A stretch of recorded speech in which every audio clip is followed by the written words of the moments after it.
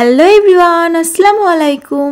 কিছুদিন ধরে এত পরিমাণে গরম পড়েছে যে সারাদিন রোজা রাখার পর একদম কোনো কিছুতেই তেষ্টা মেটে না। কিন্তু আপনারা যদি এই রেসিপিটি একবার ইফতারে করেন তাহলে কিন্তু একদমই জানের স্বস্তি মিলবে। চলুন রেসিপিটি দেখে নেওয়া যাক। আজকের রেসিপি সাবুর ফ্রুট কাস্টার্ড। এই রেসিপিটি বানানোর জন্য প্রথমে আমি 1 প্যাকেট মতো সাবু নিয়ে নিয়েছি। এখানে আমি একটি ছোট সাইজের সাবু নিয়েছি। আপনারা যদি বেশি পরিমাণ এটা বানাতে চান তাহলে কিন্তু বড় প্যাকেটের সাবুটা নিতে পারেন। এরপর এই সাবুটাকে কিছুক্ষণের জন্য বয়েল করে নিতে হবে। এখানে আমি কিছুটা পরিমাণ জল নিয়েছি, যেমন ছবিতে দেখাচ্ছি ঠিক ততটা পরিমাণ আমি এখানে জল ব্যবহার করেছি। তারপর সাবুটাকে দিয়ে দিয়েছি। এই সাবুটা কিন্তু অনেকক্ষণ ধরে বয়েল করতে হবে, যতক্ষণ না এটা আঠালো টাইপের হয়ে যায়। এই রেসিপির মধ্যে যেটা খুবই মূল্যবান উপাদান সেটা হচ্ছে ফল। এখানে কিন্তু আমি 4 ধরনের ফল ব্যবহার করেছি। এখানে আমি বেদানা, আপেল আর 2 রকমের আঙুর ব্যবহার করেছি। আপনারা কিন্তু এছাড়াও অনেক রকমের ফল ব্যবহার করতে পারেন। এরপর দেখুন আমার এখানে কিন্তু সাবুগুলো এরকম জেলি আকারের হয়ে গেছে। যখনই দেখবেন ঠিক এরকম হয়ে গেছে তখনই কিন্তু সাবুটা হয়ে গেছে বুঝতে হবে। এবার ফলগুলোকে ছোট ছোট আকারে কেটে নিতে হবে। এখানে আমি কিন্তু আপেলের খোসাটা ছাড়িয়ে নিচ্ছি। আপনারাও কিন্তু এই খোসাটা ছাড়ানোর চেষ্টা করবেন। খোসাটা ছাড়িয়ে নেওয়ার পর এবার ফলগুলোকে যেমন ভিডিও আমি দেখাচ্ছি ঠিক তেমনভাবে লম্বা লম্বা আকারে কেটে নিতে হবে। আর আঙুরগুলো কিন্তু চ্যাপ্টা চ্যাপ্টা করে কাটতে হবে, কালোগুলো আর সবুজগুলো গোল গোল আকারে কেটে নিতে হবে। এইভাবেই সমস্ত ফল কেটে নিতে হবে। অন্যদিকে সাবুটা যেটা আমাদের জেলের মতো হয়ে গেছিলো সেইটাকে ভালোভাবে ধুয়ে নিয়েছি।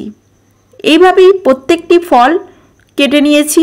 এবার অন্যদিকে গ্যাসের মধ্যে দুধটাকে দিয়ে দিয়েছি। এখানে আমি ছোট সাইজের 1 প্যাকেট দুধ ব্যবহার করেছি। তারপর এর মধ্যে মিশিয়েছি কাস্টার্ড পাউডার।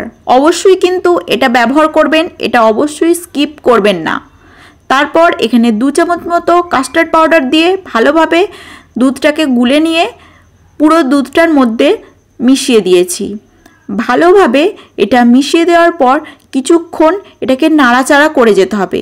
যতক্ষণ না এই দুধটা একদম গাঢ় মতো হয়ে যাচ্ছে ততক্ষণ কিন্তু এটা মেশাতে হবে। আর এখানে ব্যবহার করেছিলাম আমি 1 কাপ মতো চিনি। চিনিটা এখানে গুঁড়ো করে নিয়েছি। আপনারাও কিন্তু অবশ্যই চিনিটা গুঁড়ো করে নেবেন, না হলে কিন্তু দানা দানা রয়ে যেতে পারে।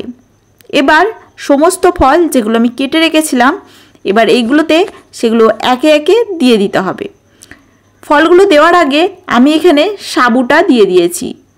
সাবুটা কিছুক্ষণ জল ঝরিয়ে রাখা ছিল, জলটা কিছুক্ষণ ঝরিয়ে রেখে দেবেন। তারপর এর মধ্যে দিয়ে দিতে হবে।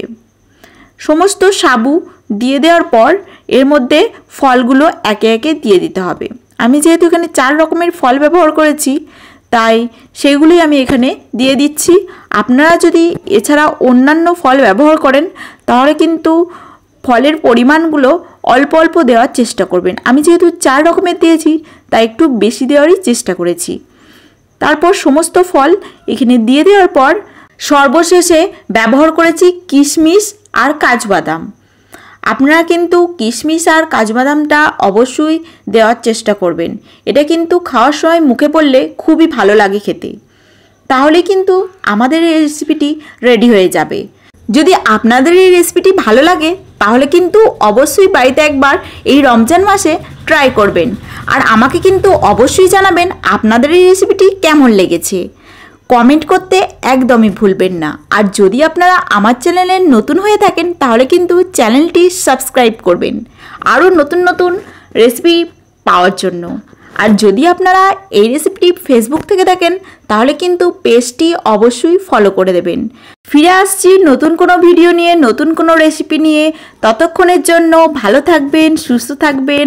আল্লাহ হাফেজ।